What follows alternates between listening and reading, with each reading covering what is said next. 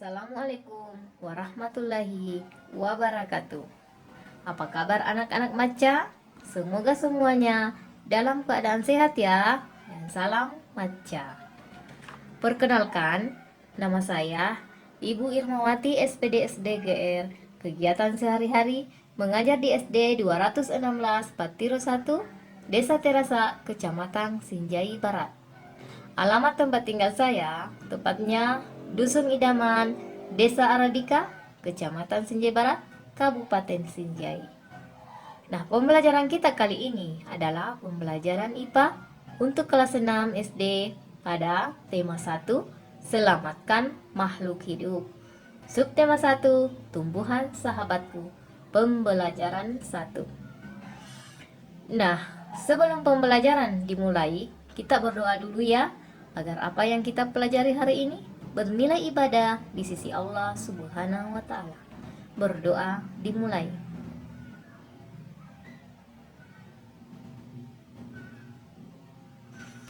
Baiklah, anak-anak Maca semua, materi pembelajaran kita hari ini yaitu tentang perkembangbiakan pada tumbuhan. Perkembangbiakan adalah kemampuan makhluk hidup untuk menghasilkan individu baru yang mempunyai sifat sama dengan induknya.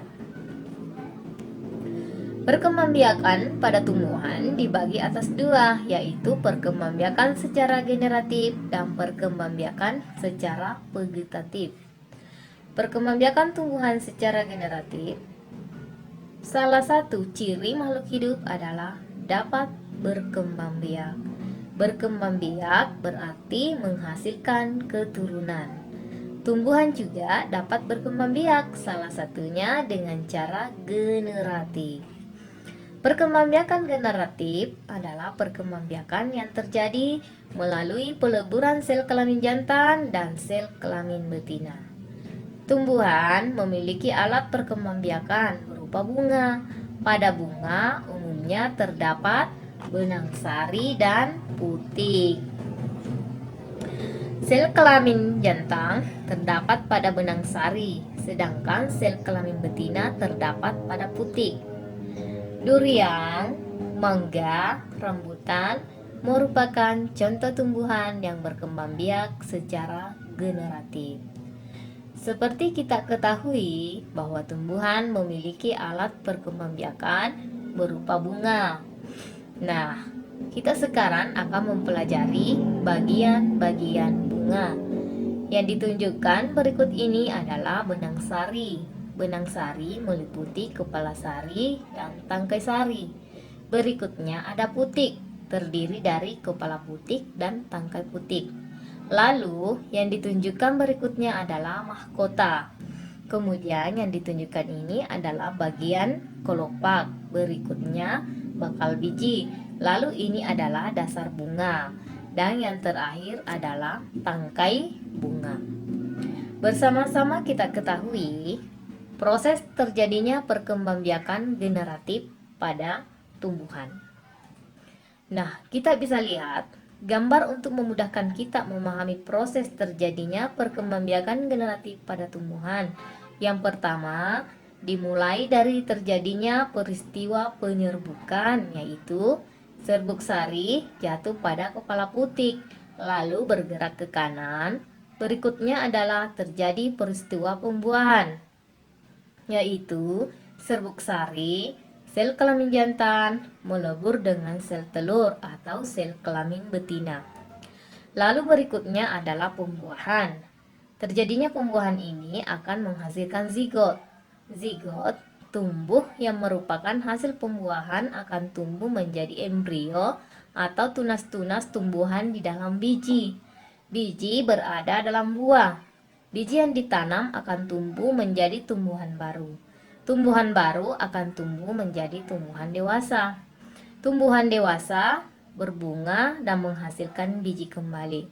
Proses ini akan terjadi secara berulang dengan proses yang sama. Selanjutnya, kita akan mengetahui macam-macam penyerbukan. Mari kita perhatikan gambar di samping ini. Mulai dari sebelah kiri, yang ditunjukkan ini adalah penyerbukan sendiri. Penyerbukan sendiri merupakan serbuk sari yang jatuh di kepala putik pada bunga yang sama. Nah, yang ditunjukkan ini adalah penyerbukan tetangga, merupakan serbuk sari yang jatuh di kepala putik pada bunga yang masih satu tumbuhan. Yang ditunjukkan berikut ini merupakan penyerbukan silang. Penyerbukan silang merupakan serbuk sari jatuh di kepala putik pada bunga yang sejenis tetapi berbeda. Selanjutnya, penyerbukan bastar. Penyerbukan bastar adalah serbuk sari jatuh pada kepala putik pada bunga lain yang berbeda jenis. Tanamannya dan hanya dapat dilakukan pada tumbuhan yang masih dekat hubungan kekerabatannya. Misalnya, serbuk sari, cabai jatuh pada putik tomat, ya atau sebaliknya. Nah, selanjutnya perkembangbiakan secara vegetatif. Perkembangbiakan vegetatif pada tumbuhan dibagi menjadi dua, yaitu vegetatif alami dan vegetatif buatan. Vegetatif alami. Perkembangbiakan vegetatif alami tidak melibatkan manusia. Macam perkembangbiakan vegetatif alami pada tumbuhan antara lain. Yang pertama, tunas. Tunas kecil akan melekat pada induk pohon. Contohnya pada tumbuhan tebu, bambu, dan pisang. Yang kedua, umbi batang. Umbi batang adalah batang yang tumbuh di dalam tanah. Biasanya digunakan untuk menyimpan cadangan makanan. Contoh pada tumbuhan kentang, bengkuang, dan umbi jalar. Yang ketiga, umbi lapis. Umbi lapis memiliki susunan berlapis-lapis. Contohnya pada tumbuhan bawang merah, bawang putih, bunga tulip, dan bunga bakung. Yang keempat, tunas adventif. Tunas adventif adalah tunas yang tumbuh pada bagian tepi daun atau bagian akar. Contohnya pada tumbuhan cocor bebek. Yang kelima, ada geragi atau stolon. Geragi merupakan batang yang tumbuh menjalar di permukaan tanah.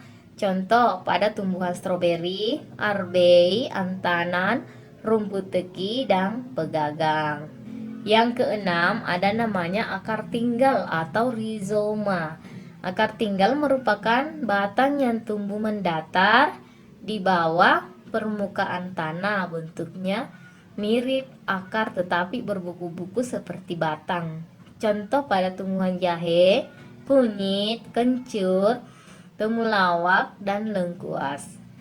Yang ketujuh, umbi akar. Umbi akar merupakan akar yang dijadikan sebagian tempat untuk cadangan makanan. Contoh pada tumbuhan singkong, wortel, loak, dan tanaman tahlia. Yang kedelapan, ada namanya spora. Spora adalah sel-sel yang terbungkus oleh lapisan tipis sebagai pelindung. Spora dikenal sebagai alat persebaran biji pada tumbuhan berpembuluh. Contoh pada tanaman lumut, paku, dan suplir. Nah, setelah kita menyimak penjelasan tadi, kerjakan tugas berikut ini. Jadi ibu berikan tugasnya ya. Yang pertama, apa yang dimaksud dengan perkembangbiakan generatif dan vegetatif? Yang kedua, tuliskan contoh tumbuhan yang berkembangbiak secara generatif dan vegetatif. Jadi itu tugasnya nak ya. Baiklah anak-anak maca semua, sebelum mengakhiri pembelajaran ini, mari kita sama-sama menyimpulkan. Yang pertama, perkembangbiakan adalah kemampuan makhluk hidup untuk menghasilkan individu baru yang mempunyai sifat sama dengan induknya. Yang kedua, perkembangbiakan pada tumbuhan dibagi atas dua bagian, yaitu perkembangbiakan secara generatif dan perkembangbiakan secara vegetatif. Nah, demikianlah pembelajaran kita hari ini. Semoga bermanfaat. Tetap semangat, jaga kesehatan, dan tetap mematuhi protokol kesehatan. Salam maca. Wassalamualaikum warahmatullahi wabarakatuh.